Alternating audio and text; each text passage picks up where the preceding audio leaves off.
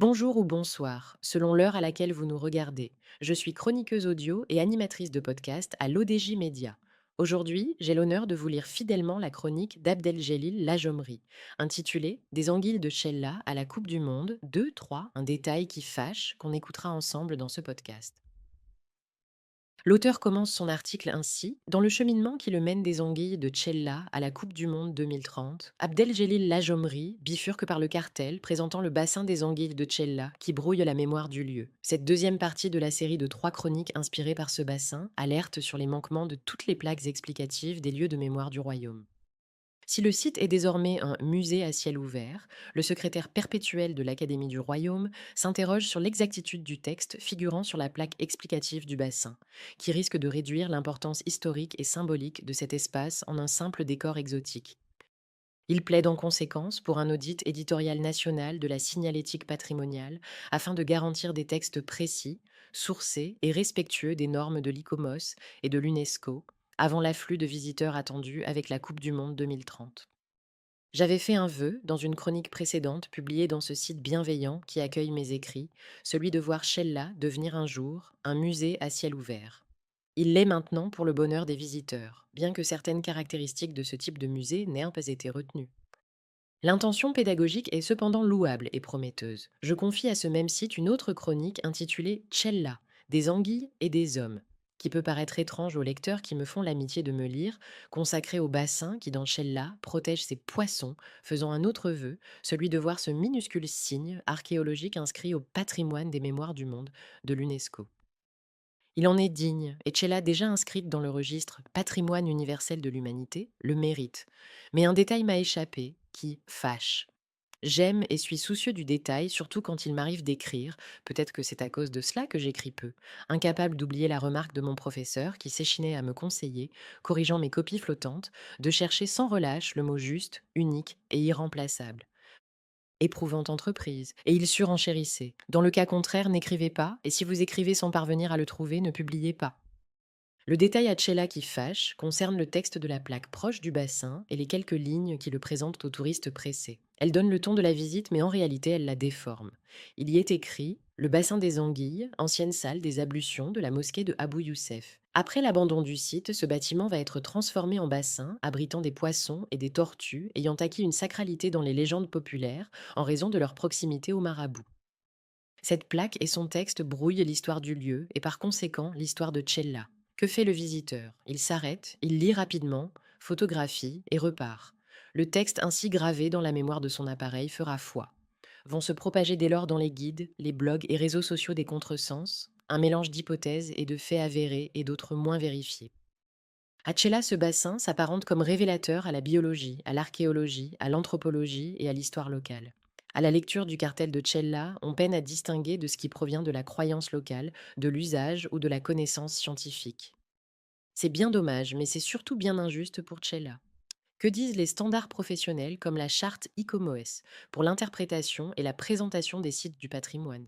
Ils exigent une information juste, exacte, contextualisée et qui évite toute interprétation fausse parce que les textes déficients peuvent de nuire à l'authenticité des lieux. Que dit de plus l'ICOM, Institut international des musées? Il va dans le même sens et insiste pour que l'information présentée dans les expositions et dispositifs publics soit fondée en tenant compte des communautés et des croyances représentées.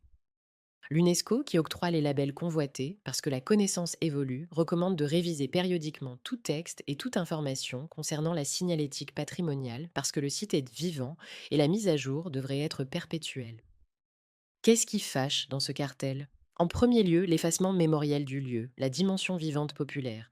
Je ne sais si les archéologues sont unanimes sur la fonction initiale du bassin, les traces matérielles ne me semblant pas confirmer de façon catégorique que ce bassin faisait partie initialement d'une salle des ablutions de la mosquée de Abou Youssef. Deuxièmement, l'expression a été transformée suggère qu'un jour une autorité, impossible aujourd'hui de l'identifier avec certitude, a décidé avec une intention claire de convertir cet ancien bassin en un vivier à poissons. Écrire transformer donne l'impression d'un acte volontaire et surtout datable. Je suis plutôt convaincue qu'après l'abandon, il s'est plutôt agi d'une réappropriation progressive et chaotique par des populations autochtones et que ce lieu a continué à accueillir l'eau et la vie aquatique qui s'y déversait depuis bien avant les Mérinides. De tout temps, les anguilles parvenaient à la source naturellement depuis l'Oued Bourg-Greg. Cette source s'appelle Aïn Djenna, source du paradis. Pourquoi? Cela mériterait une autre chronique. La plaque laisse entendre qu'il y a eu une manipulation humaine, alors que c'est bien probablement la nature qui a peuplé le bassin. De plus en fait de sacralité des anguilles, à cause de la proximité des saints. La plaque laisse entendre qu'il s'agit d'une superstition tardive, alors que les anguilles de Cella s'inscrivent dans un imaginaire plus ancien, où le lien entre poisson, fécondité et sacré est attesté dans plusieurs traditions et cultures du monde. Le texte offert aux selfies des visiteurs réduit ce lieu de mémoire en une simple distraction exotique.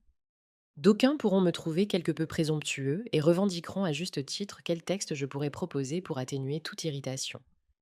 Me soumettant volontiers à l'exercice, je proposerai le texte suivant. Ce bassin, d'époque mérinides, appartenait probablement au complexe hydraulique de la mosquée voisine et aurait pu servir aux ablutions. Après l'abandon du site, il a continué d'accueillir l'eau et la vie. Anguilles et tortues s'y sont installées naturellement. Peu à peu, ce bassin est devenu lieu de légende. Les anguilles, associées à la fécondité et à la prospérité, ont été entourées d'un respect particulier, renforcé par la présence des marabouts voisins. Elles ont fait de ce bassin plus qu'un élément architectural, un espace de croyance populaire, un lieu des mémoires du monde. Mais ce n'est qu'un exemple parmi tant d'autres qui pourraient s'avérer plus judicieux et plus convaincants. Parce que notre histoire s'écrit dans les livres, mais aussi dans les pierres, je crains que d'autres plaques n'aient eu le même sort et que notre histoire ne s'écrive sur des présentoirs imprécis, brouillés et tronqués. Pourquoi maintenant? Parce que la recherche avance et que le mondial de 2030 approche à grande vitesse et qu'un afflux considérable de visiteurs envahira les stades, mais aussi les sites archéologiques à dominance touristique, comme Cella. Il est temps de faire un audit éditorial des plaques et notices de tous les lieux historiques, petits et grands du royaume. Et que cette mise à niveau soit régulière. Et ce dans toutes les langues, arabe, amazigh, français, anglais et espagnol et portugais si nécessaire. Qui s'en occuperait? Un comité de salut historique et patrimonial pour mettre en œuvre une signalétique avec des textes précis, sourcés et datés. Parce que nous n'allons rien inventer, nous allons simplement nous conformer aux règles et standards de déontologie internationalement reconnus, ceux de l'ICOMOS et de l'ICOM déjà cités, ceux de l'UNESCO. Nous ne brouillerons plus notre histoire et serons en paix avec notre mémoire. Peut-être me suis-je cru un moment lanceur d'alerte. Le lecteur me le pardonnera, mais l'imprécision dans l'histoire, surtout écrite sur les pierres, c'est meurtrir notre identité, pour ne pas dire l'offenser pour l'éternité. Scripta manent. Verba volant. Les écrits restent, les paroles s'envolent. Merci de nous avoir suivis dans cette lecture fidèle et intégrale de la chronique d'Abdeljelil Larjomri. Nous nous retrouverons très bientôt pour une nouvelle chronique à l'ODJ Média. Restez connectés et à très vite.